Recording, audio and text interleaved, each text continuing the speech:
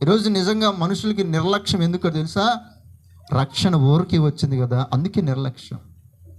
అదే డబ్బులు పెట్టి కొనుక్కునేదనుకో చాలా అపురూపంగా చూసుకుంటాం. చూడండి, 10,000 రూపాయలు పెట్టి ఫోన్ కొనుక్కుంటే దాన్ని ఎంత జాగ్రత్తగా చూసుకుంటాం.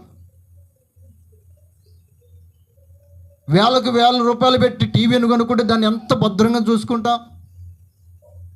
ఇంట్లో ఉన్నటువంటి ఏ వస్తువైనా సరే, డబ్బులు పెట్టి కొనుక్కున్న ఏ వస్తువైనా సరే ఎంతో జాగ్రత్తగా దాన్ని చూసుకుంటాం.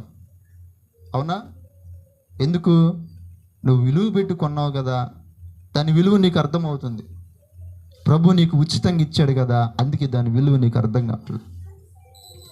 రక్షణ ప్రభు నీకు ఊరకనే ఇచ్చాడు కదా, నువ్వు కొనుక్కోలేవని తెలిసి, నువ్వు కొనుక్కోగలిగిన సామర్థ్యం నీ దగ్గర లేదని తెలిసి, నువ్వు దానికి విలువ కట్టలేవని తెలిసి